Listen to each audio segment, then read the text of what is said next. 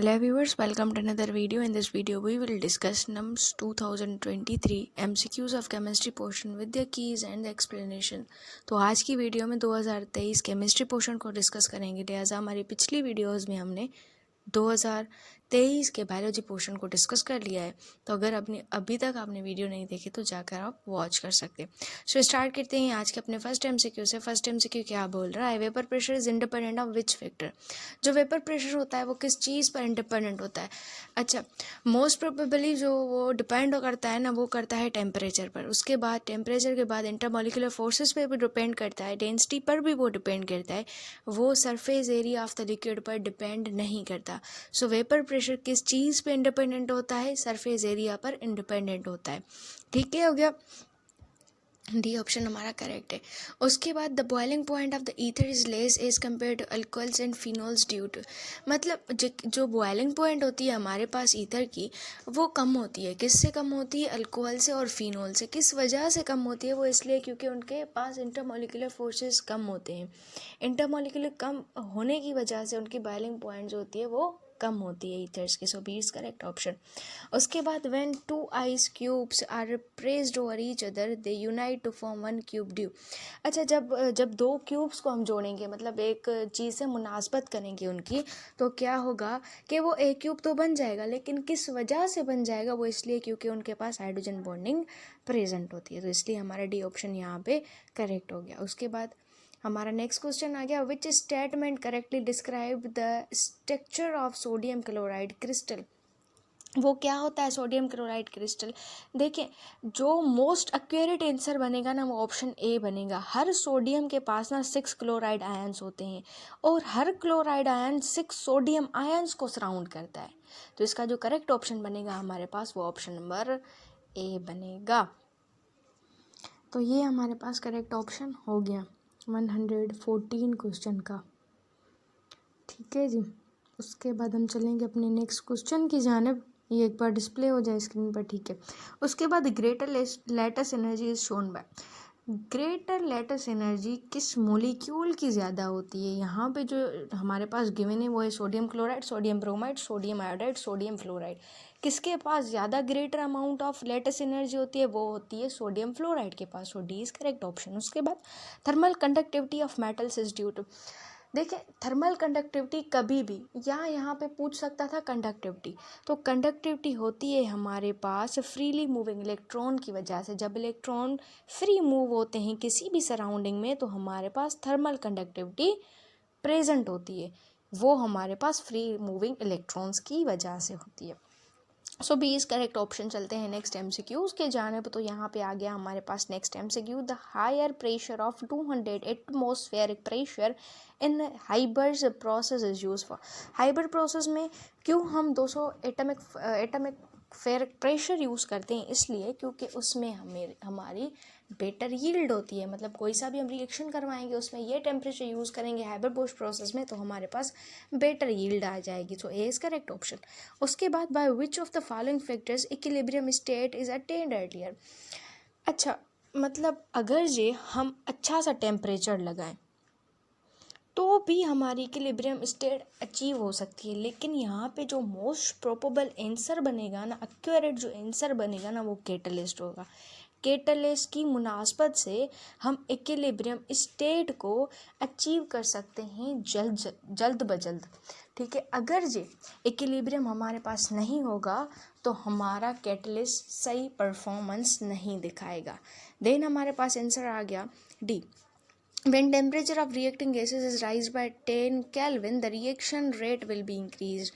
जब भी हम 10 केल्विन बढ़ाएंगे ना, तो हमारे पास जो रेट ऑफ रिएक्शन होता है वो डबल हो जाएगा। ये हमारे चारों प्रोविंस की बुक में पॉइंट लिखी हुई है। तो इसलिए यहाँ पे हमारा जो करेक्ट ऑप्शन बनेगा वो ऑप्शन नंबर ए बनेगा। क्लियर हो गया। उसके बाद हम चलेंगे नेक्स्ट एमसीक्यू उसके जानिब। The minimum amount of energy required by the colliding particles for effective collisions is called. ये तो सिंपल सादा सी डेफिनेशन लिखी हुई है बुक में भी, थ्योरेटिकल पॉइंट है बिल्कुल, कि जो minimum amount of energy require होती है ना किसी भी मॉलिक्यूल को कोलाइड करने में, तो उसको हम बोलते हैं एक्टिवेशन एनर्जी, एक्टिवेशन इफेक्टिव कुलियंस देता है हमारे पास। मिनिमम अमाउंट की एनर्जी तो लगती है लेकिन इफेक्टिव कुलियंस भी आते हैं इसमें, तो इसलिए हमारा ये ऑप्शन यहाँ पे करेक्ट हो गया। उसके बाद which of the following is not the state function, ये रिपीटेड क्वेश्चन है, पीएमसी की टेस्ट में ये आया था, उसके बाद नेशनल एमडीकेट की टेस्ट में ये आया था कि जो हमारे पास वर्ल्ड को होता है वो स्टेट फंक्शन नहीं होता। सो बी इज करेक्ट ऑप्शन। उसके बाद इक्वेशन रिप्रेजेंट कर रही है लेटेस्ट एनर्जी को। देन हमारे पास क्वेश्चन आ गया, when nitric oxide react with ozone the order of reaction. एक बार ना ऑर्डर ऑफ रिएक्शन को सही से पढ़ना, इसमें से क्वेश्चन बार बार पूछा जा सकता है। पहले भी 2-4 बार क्वेश्चन आ चुका है इनमें से, लेकिन उन्होंने पूछा था फोटोकेमिकल रिएक्शन क्या होता है, वो जीरो ऑर्डर होता है, लेकिन यहाँ पे नाइट्रिक ऑक्साइड की बात कर रहा है तो वहाँ पे फर्स्ट ऑर्डर ये रिएक्शन होता है। ठीक है, during electrolysis reduction always occur at. Electrolysis के दौरानिए में क्या होता है कि रिडक्शन तो होती है लेकिन कहाँ पे वाक़ होती है, तो वो पूछ रहा है, तो वो कैथोड पर होती है। उसके बाद हमारे पास एमसीक्यू आ गया, the reason of highest electronegative value of the fluorine. Fluorine की हाईएस्ट इलेक्ट्रोनेगेटिव वैल्यू क्यों है? क्योंकि उसके पास छोटी सी एक तो साइज़ होती है। अच्छा, अगर उसके पास छोटी सी साइज़ है तो उसके पास हायर न्यूक्लियर चार्ज होता है रेस्पेक्टिव पीरियड में। ठीक है, तो इस हिसाब से अगर देखें हम तो smaller size and higher nuclear charge, D option correct हो गया।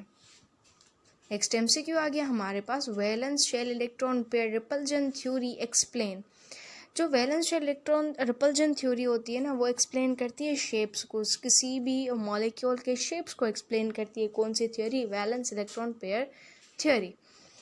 ठीक है, तो हमारा यहाँ पे कौन सा ऑप्शन करेक्ट होगा? Option number D, which of the following has sp3 hybridization. कौन से मॉलिक्यूल के पास sp3 हाइब्रिडाइजेशन होती है? वो होती है CH4 के पास। अगर आपको हाइब्रिडाइजेशन निकालना नहीं आती तो कमेंट सेक्शन में बताएं, नेक्स्ट वीडियो उसी पर आएगी कि किस तरह से हम हाइब्रिडाइजेशन निकाल सकते हैं कि विच ऑफ द फॉलोइंग है sp3 हाइब्रिडाइजेशन। ठीक है, तो इस क्वेश्चन का जो आंसर है वो है D, CH4।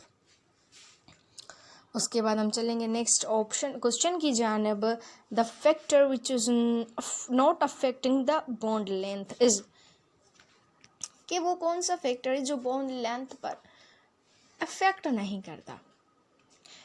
Pressure of the multiple bonds, बिल्कुल अफेक्ट होगा ही।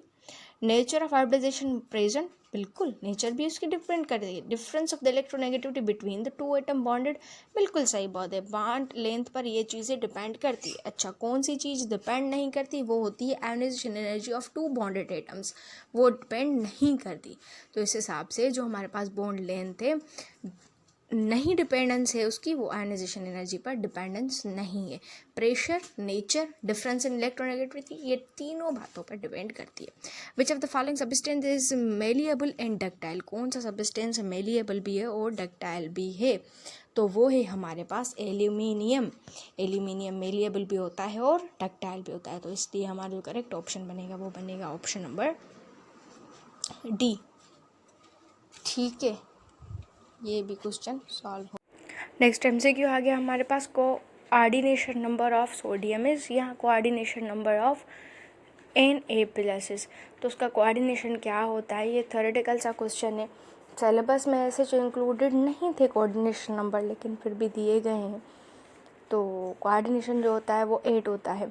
उसके बाद cracking method use to obtain better quality glycerine. तो कौन सा मेथड होता है जो बेस्ट यूज़ होता है ताकि हमें ग्लाइसोलीन मिले सही से? तो उस मेथड को हम क्या बोलते हैं? उस मेथड का नाम क्या होता है या प्रॉपर्टीज़ क्या होती है? ये सारी क्वालिटीज़ पढ़ लेना आपको बेनिफिट हो सकता है, क्वेश्चन में भी पूछ ले इनमें से क्रैकिंग वाले में, तो यहाँ पे बी ऑप्शन करेंगे। तो होमोसाइक्लिक ऑर्गेनिक कंपाउंड्स आर सब डिवाइडेड इनटू 2 टाइप्स, नेमली कौन से कंपाउंड्स में उनको हम डिवाइड करते हैं? उनमें क्या जो है ना, मतलब कौन सी साइकिल होती है या कौन सी एरोमा उनमें पाई जाती है? तो वो acyclic, alicyclic and aromatic compounds होते हैं। Acetophenone can be formed by which of the following reaction of the benzene. इनके सारे रिएक्शंस को पढ़ना, हैलोजन ब्रोमिनेशन जो होता है, साइलेशन, अल्काइलेशन, नाइट्रेशन, सल्फोनेशन, इन सब को पढ़ना। और अच्छी बात यह है कि इनमें से जो भी इलेक्ट्रोफिल यूज़ होते हैं ना वो याद कर लेना। जैसे हेलोजिनेशन में कौन सा इलेक्ट्रोफाइल यूज़ होता है, सल्फोनेशन में ये। उसके बाद जनरल फार्मूला साइक्लोअल्केन का सबको पता है, ये होता है थ्योरेटिकल सा है। विच of the following reaction differentiate alcohol from the phenol, कौन सा रिएक्शन है जो अल्कोहल को फिनोल से डिस्टिंग्विश करता है या डिफ्रेंशिएट करता है। मतलब रिएक्शंस होते हैं ना, ल्यूकास जो होता है वो अल्केन्स को डिस्टिंग्विश करता है, प्राइमरी अल्केन को सेकेंडरी से, सेकेंडरी को टर्शरी से, लेकिन जो अल्कोहल फिनोल को डिस्टिंग्विश करता है वो होता है halogenation. Order of reactivity alcohol की, लेकिन किस बॉन्ड में, CO में, किस तरह की होती है, tertiary alcohol is greater than secondary alcohol is greater than primary alcohol. तो हमारे पास यहाँ पे ऑप्शन करेक्ट हो जाएगा। मतलब रिएक्टिविटी ये हिसाब से, लेकिन किसकी रिएक्टिविटी, कार्बन और ऑक्सीजन की। उसके बाद C2H2NO इस जनरल फार्मूला ऑफ, ये किसका जनरल फार्मूला है, तो ये जो है ना जनरल फार्मूला है हमारे पास। ये कंपाउंड्स के सारे के ना जो जनरल फार्मूलाज है ना याद कर लेना।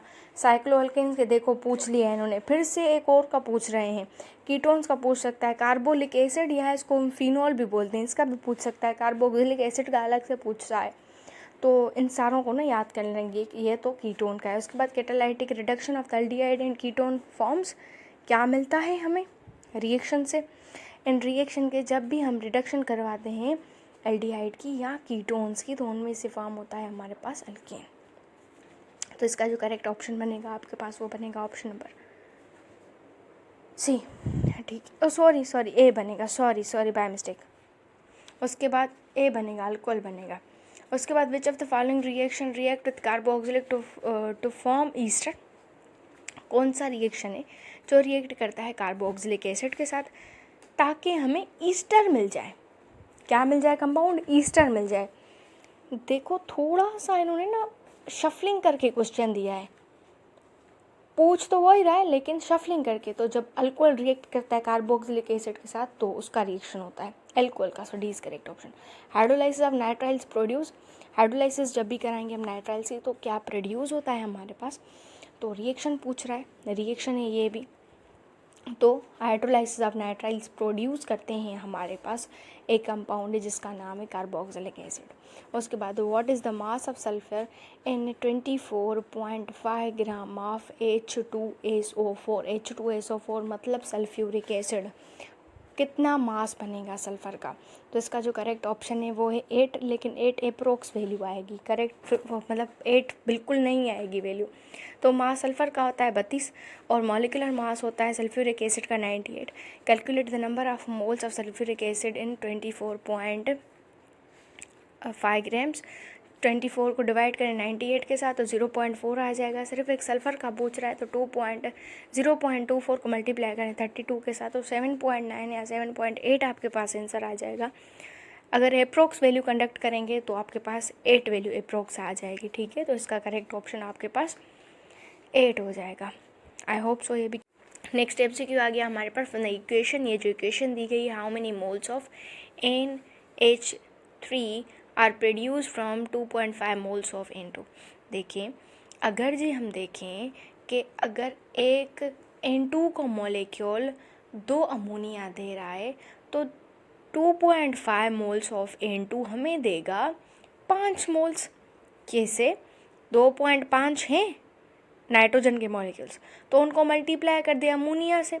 अमोनिया के कितने मोल्स हैं, अमोनिया के आगे 2 मोल्स हैं, तो 2.5 multiply 2 is equal to 5 moles. Simple सादा सा क्वेश्चन था, जस्ट थिंक करें और सोचें। जब एक N2 का मॉलिक्यूल 2 अमोनिया दे सकता है तो 2.5 moles of NO2 will give 5 moles of ammonia, ठीक है। उसके बाद amount of energy associate with the quantum of the radiation is directly proportional to किस बात पे वो रिलेट करता है, द अमाउंट ऑफ एनर्जी, तो वो एक चीज़ पर रिलेट करती है। ये आप फिज़िक्स में भी याद कर लें, केमिस्ट्री में भी याद कर लें, आपको बेनिफिशियल हो सकता है, ठीक है। किसी भी पास पेपर में ये आ सकता है क्वेश्चन, ये आया भी हुआ है NTS के पास पेपर्स में, आई गेस किसी न किसी में आया हुआ है। तो the amount of energy associate the quantum of the radiation is directly proportional to the frequency, ठीक है। उसके बाद नेक्स्ट MCQ आ गया हमारे पास, if the value of azimuthal quantum number is 2 then the value of magnetic number will be.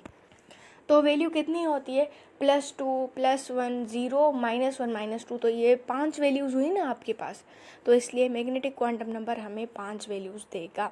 तो इस हिसाब से जो हमारा करेक्ट ऑप्शन बनेगा वो बनेगा ऑप्शन नंबर B, ठीक है जी।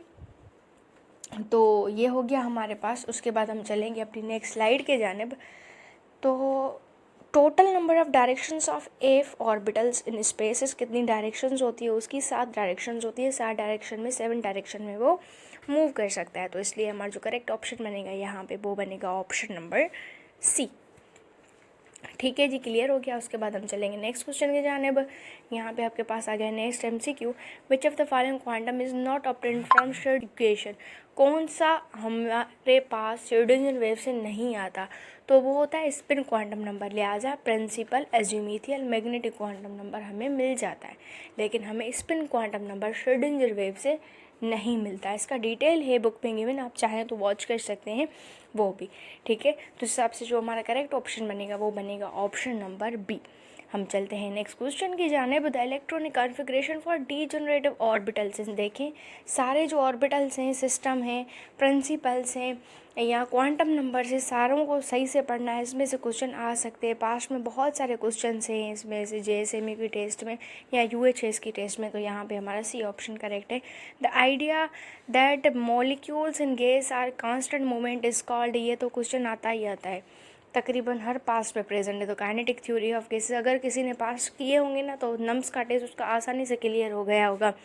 जिन्ना के टेस्ट भी ऐसे ही होते हैं। इस चैनल पे जिन्ना के पास पेपर प्रेजेंट है, आप वॉच कर लें, बहुत सारे रिपीट होते हैं।